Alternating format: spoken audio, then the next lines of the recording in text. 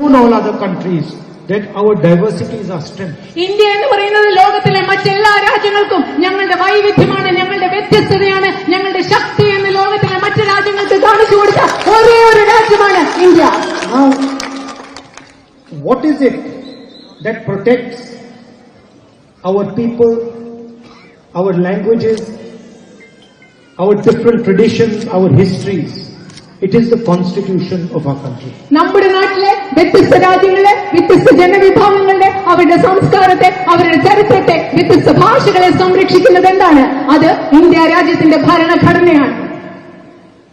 People mistakenly say that the constitution is a book.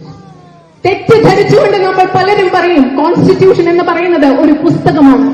Constitution is a commitment. It is a commitment to every single citizen of this country. Indian ഭരണഘടന എന്ന് പറയുന്നത് വെറും ഒരു പുസ്തകമല്ല.